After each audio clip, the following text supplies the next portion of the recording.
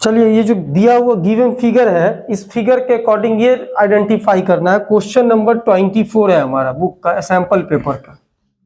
कह रहा है कि ये डायग्राम को एक रफली स्केच किया गया है और कह रहा था above figure show the formation of image by a lens show by a thick line. एक थिक लाइन के द्वारा रिप्रेजेंट किया गया है कि एक इमेज कैसे फॉर्म हो रहा है। ये देख रहे हैं ना, यहाँ पर कोई एक ऑब्जेक्ट है ए बी, और ए बी ऑब्जेक्ट से प्रिंसिपल एक्सिस के पैरेलल लाइन जा रहा है, लाइट रेज, जो क्या होता है फोकस से होकर के पास हो जाता है। और दूसरा जो ऑप्टिकल सेंटर से, तो बिना डाइवर्ज होते हुए पास होगा। ये भी हम पढ़े, ऑप्टिकल सेंटर से पास होने वाले लाइट विदाउट डाइवर्जेस, बिना डाइवर्ज हुए अपने पाथ से पास कर जाता है। और इसके द्वारा जो इमेज फॉर्म हो रहा है वो दिखला रहा है कि दोनों लाइट रेज आपस से क्या हो रहा है, दूर हो रहा है, नहीं तो वर्चुअली मीट कर रहा है, यानी वर्चुअल इमेज फॉर्म कर रहा है in the front of mirrors.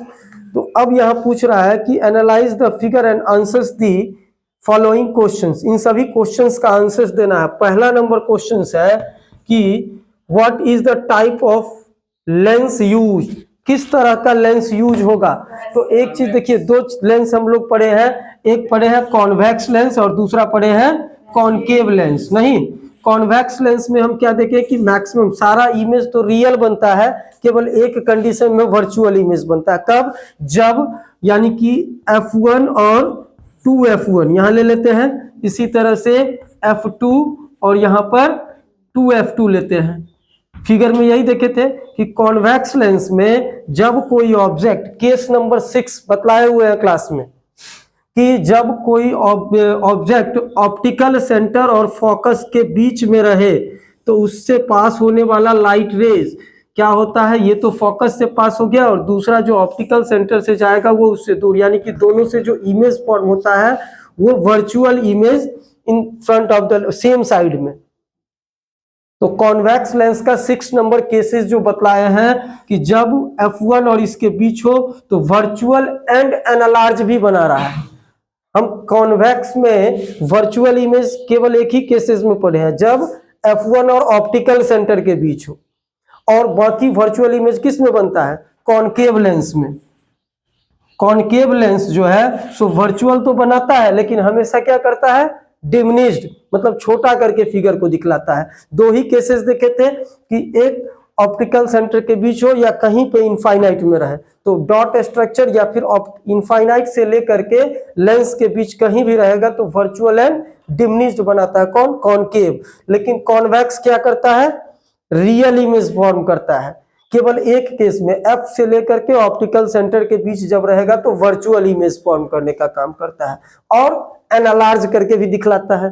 तो वर्चुअल एंड एनालार्ज बना रहा है, इसीलिए कौन सा लेंस यूज होगा, कॉन्वेक्स लेंस का यूज होगा। फिर दूसरा नंबर क्वेश्चन देखिए, क्वेश्चंस इसमें जो पूछे हुए हैं वो सेक्शन बी का है। तो सेक्शन बी का मार्किंग कितना होता है, 2 मार्क्स का दिया हुआ, तो ज्यादा कुछ नहीं, फिगर के अकॉर्डिंग डायरेक्ट आपको आंसर्स लिखना है, जो क्वेश्चन पूछ रहा है उन सभी का आंसर। फिर बी नंबर में बी का आंसर क्या हो जाएगा, what is the nature of the image. तो यहाँ इमेज किस तरह का बन रहा है, रियल या वर्चुअल, तो वर्चुअल, सिर्फ इतना लिख देंगे। और क्वेश्चन नंबर सी इसका पूछ रहा है, if the image is form at a distance of 30 centimetre from the lens and the image is twice the size of the object, where is the object place। यहां दो चीज दे दिया हुआ है।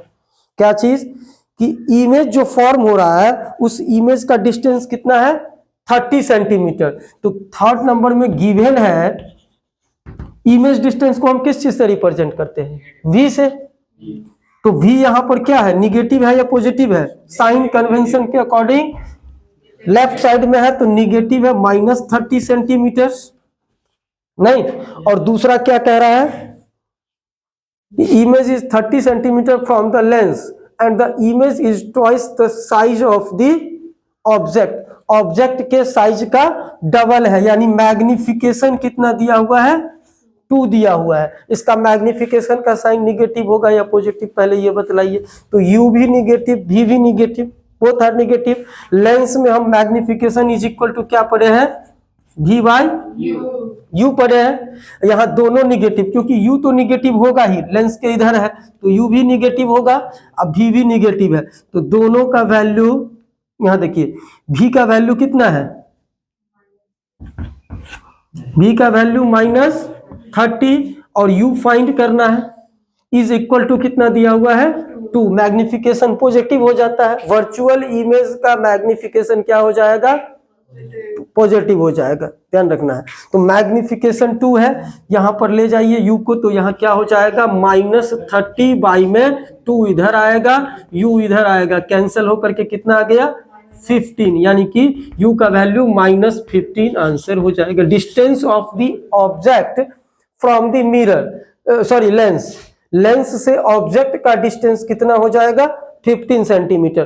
क्या लगाना पड़ा, मैग्निफिकेशन का फॉर्मूला। यहां कह रहा था कि इमेज का डिस्टेंस 30 सेंटीमीटर है और इमेज जो बन रहा है वो डबल बन रहा है, साइज का डबल, यानी मैग्निफिकेशन क्या हो जाता है डबल करके, बड़ा करके। जितना हाइट यदि 4 सेंटीमीटर का तो ये 8 सेंटीमीटर हाइट का फॉर्म कर रहा है। ये था क्वेश्चन। नेक्स्ट क्वेश्चन में चलते हैं।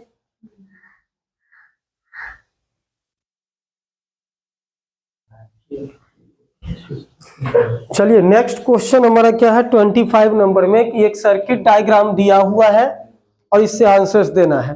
कह रहा है कि इसमें X और Y दो अलग अलग हीटर्स है, मान लो कोई रेसिस्टेंस लगा हुआ है, दोनों से करंट पास हो रहा है, दोनों आपस में क्या है पैरेलल कनेक्टेड है और 230 वोल्ट से कनेक्टेड है। पहला नंबर क्वेश्चन तो बिल्कुल सिंपल है, क्या कह रहा है कि calculate the power developed in heater X।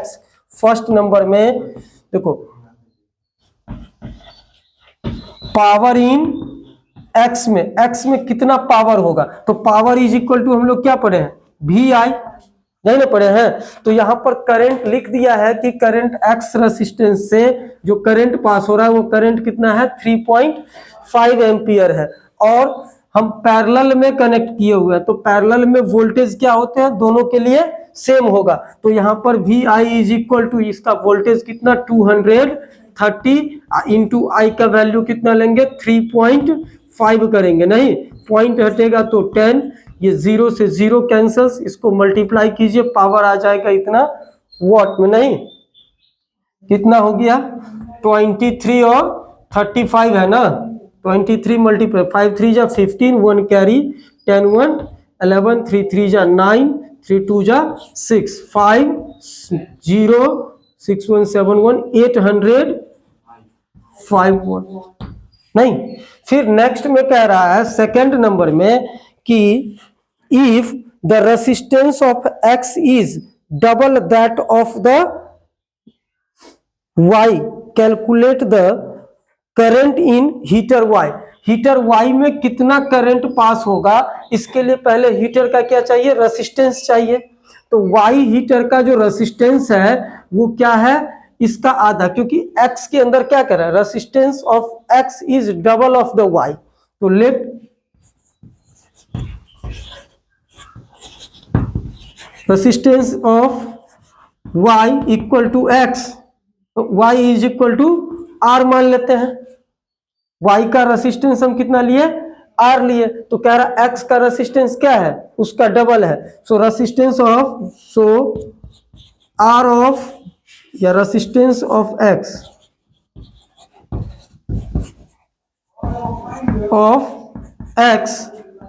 Is 2R, नहीं हो जाएगा। तो 2R is equal to, now अब हम लोग फाइंड करेंगे 2R यानी कि रेसिस्टेंस ऑफ किसका है X का। तो रेसिस्टेंस इज इक्वल टू क्या होता है, हम लोग पढ़े हैं V इक्वल टू IR, यानी R equal to V by I पढ़ेंगे।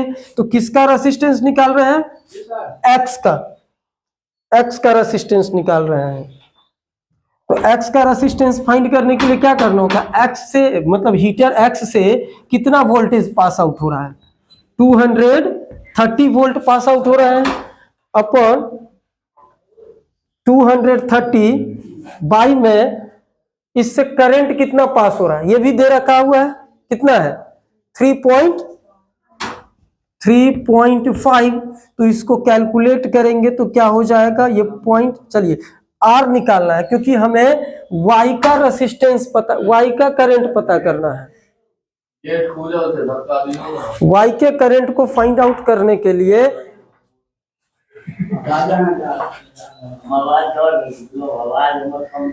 यहां देखिए, एक मिनट डिस्ट्रैक्ट हो जाते हैं। 2R दिया हुआ ना जी, किसका रेसिस्टेंस दिया हुआ ये? X हीटर का। तो X हीटर का resistance is equal to voltage by current कर देंगे। इसका वोल्ट कितना है 230, बाई में करंट कितना 3.5 एम्पियर। तो इससे हमें R का वैल्यू निकलेगा, क्या आएगा? R इज इक्वल टू, ये 2 उठा करके इधर ले जाएंगे तो 230 बाई में 3.5 तो था ही, और ये 2 आ जाएगा, पॉइंट कैंसिल करेंगे तो 10 होगा, 5 2 जा नहीं, और 5 7 जा, 2 से 2 कैंसल्स, तो कितना आ रहा है? R इक्वल टू आ रहा है हमारे पास 230 बाई में कितना 7 ओम्स। ये तो रेसिस्टेंस निकल गया। इसीलिए हमें क्या निकालना है? Current through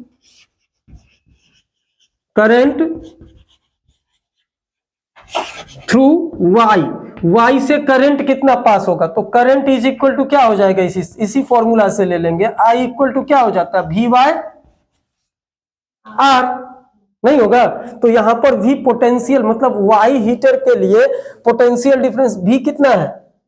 voltage 230। हम पहले ही बोले थे कि जब पैरेलल में कनेक्ट होगा तो दोनों के लिए वोल्टेज क्या होंगे? सेम रहेगा, लेकिन करंट डिफरेंट हो जाते हैं। तो करंट कितना पास हो रहा है इससे, उस करंट के लिए वोल्टेज तो पता था, रेसिस्टेंस नहीं फाइंड आउट था। और रेसिस्टेंस हम किससे निकाले हैं? पहले वाले से। पहले वाले में वोल्टेज और करंट पता है तो हमने R निकाला इसका, तो 2R आएगा। 2R जितना है उसका हाफ करना था, क्या? क्योंकि Y के अंदर जो रेसिस्टेंस है वो X के रेसिस्टेंस का हाफ है, ये क्वेश्चंस में लिख रहा है। तो R कितना आ गया? इतना। तो यहां पर R का वैल्यू पुट करेंगे 230/7, तो 7 कहां चला जाएगा? ऊपर जाएगा, और 230 से 230 कैंसल्स, तो कितना आ रहा है? 7 एम्पियर्स। यानी कि करंट कितना पास होगा Y से? 7 एम्पियर्स पास आउट हो जाएंगे। फिर इसी का next number B number question option में करके दिया हुआ है, या तो ए को सॉल्व करना था या फिर बी को। तो बी नंबर क्वेश्चन क्या कह रहा है उसको देख लेते हैं।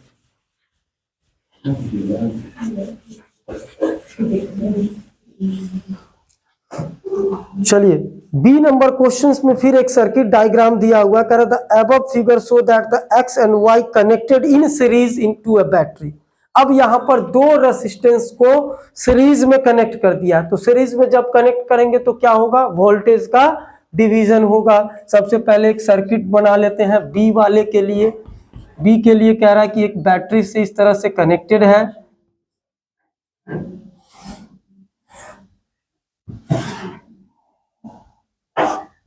एक रेसिस्टेंस X है और दूसरा Y है।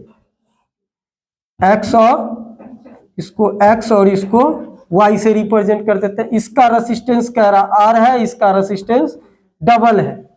जैसे उसमें क्या था कि X का रेसिस्टेंस डबल था, Y का रेसिस्टेंस उसका हाफ था। यहाँ R और ये 2R दिया हुआ है। करंट दोनों से क्या होगा? सेम अमाउंट में पास होगा, क्योंकि दोनों ही सीरीज में कनेक्टेड है। X और Y दोनों ही रेसिस्टेंस सीरीज में कनेक्टेड है, तो दोनों का करंट सेम होगा, दोनों का पोटेंशियल वोल्टेज अलग अलग होगा, इसका V1 इसका V2। यही फाइंड आउट करने के लिए बोलेगा। यहाँ क्वेश्चन में क्या फाइंड आउट करने के लिए कह रहा है, देखिए, the power displaced by these combination is above figure में कह रहा है कि power dissipated by for this figure combination is P1 when these resistance are connected in parallel to the same battery. Then the power dissipated given by P2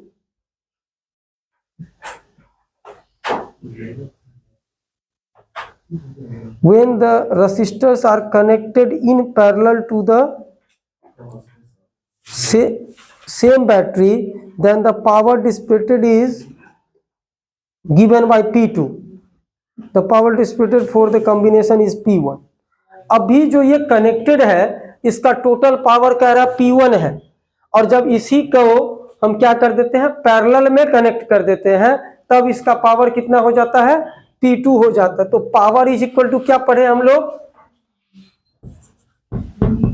given है यहां पर P1 कब है, इस कंडीशन में जब सीरीज में है, तो पावर इज इक्वल टू क्या चीज, V इंटू आई पढ़े हैं। लेकिन यहां पर वोल्टेज तो हमें दिया नहीं है, तो पावर को किस फॉर्मूला में कन्वर्ट करना होगा, power is equal to resistance के फॉर्म में कन्वर्ट कर दीजिए। V इक्वल टू हम लोग क्या पढ़े हैं, IR पढ़े हैं। यहां देखो कह रहा कि दो अलग अलग पावर है, जब सीरीज में कनेक्टेड है तो इसका पावर, तो पावर को हम किस टर्म में लाएंगे, करंट और रेसिस्टेंस के फॉर्म में, क्योंकि हमारे पास दिया हुआ यही दोनों है। तो करंट तो हमारा जो है वही रहेगा, V के जगह पर हम लोग IR पुट करेंगे। हाँ कैलकुलेट,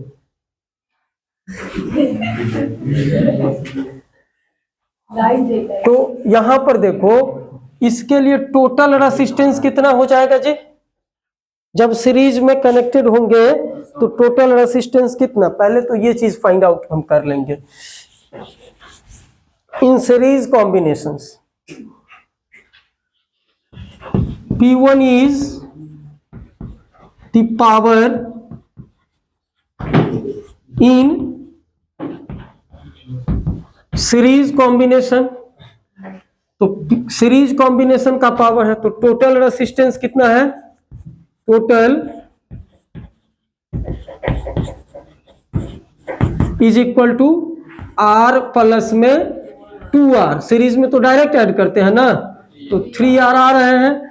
करंट सेम रहेगा दोनों के लिए, तो हम क्या बोले कि पावर इज इक्वल टू, इसीलिए P1 इज इक्वल टू क्या हो जाएगा, पावर इक्वल टू करंट के फॉर्म। देखो पावर इक्वल टू हम लोग VI पढ़े हैं, V को हम लोग IR में कन्वर्ट करते हैं, तो I यानी कि I स्क्वायर R हो जाता है, यही ना हो जाता है इस हिसाब से। तो I करंट तो सेम है, तो I स्क्वायर होगा, और R के जगह पर रेसिस्टेंस कितना लेंगे हम लोग, 3R लेंगे नहीं। फिर चलिए अब इन पैरेलल में, फिर ये तो केस 1 था, in parallel combination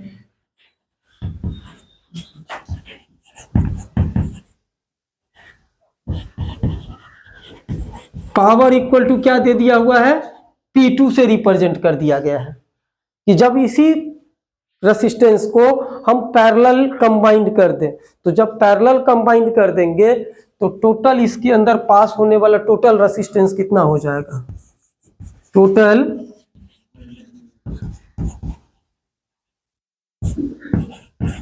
equal to 1/R plus में 1/, टोटल रेसिस्टेंस 1/R डैश से रिप्रेजेंट कर देते हैं, is equal to 1/R plus में 1/2R करेंगे, तो इसका एलसीएम क्या होगा, 2R, ऊपर में 2 + 1 तो 3 आ जाता है, यानी कि R डैश जो आया वो कितना आ रहा है, 2R/3 आ रहा है। सो क्या हो जाएगा, P2 का वैल्यू जो होगा वो क्या होगा, I स्क्वायर, करंट तो वही रहेगा, बोलेगा पैरेलल में करंट बट जाते हैं, डिवाइडेड हो जाते हैं, लेकिन यहाँ हम टोटल करंट की बात कर रहे हैं, तो टोटल करंट तो सर्किट में जितना जाना था वही रहेगा, तो करंट वही है, टोटल रेसिस्टेंस केवल चेंज हो रहा है, क्योंकि पैरेलल जब कंबाइन करेंगे तो टोटल रेसिस्टेंस कितना आ जाता है, 2R/3 आ जाता है। नाउ अब क्वेश्चन में क्या कह रहा है कि दोनों का रेशियो निकालिए P1/P2 का, तो P1 का वैल्यू कितना, P1 का वैल्यू कितना आया हमारे पास, I स्क्वायर 3R, अब बाई में किसका वैल्यू, P2 का वैल्यू, तो P2 का value I square into 2R/3, तो 3 कहां चला जाएगा ऊपर, R से R कैंसल, I स्क्वायर से I, 3 3 जा 9/2 इज इक्वल टू 9, रेशियो क्या आ जाएगा, 2 आ जाएगा। यही कह रहा था फाइंड आउट करने के लिए कि दोनों के पावर का रेशियो क्या होगा, P1 रेशियो P2 क्या होगा। अब हम लोग इसी तरह से नेक्स्ट क्वेश्चन की ओर बढ़ते हैं। लाइव चल रहा है।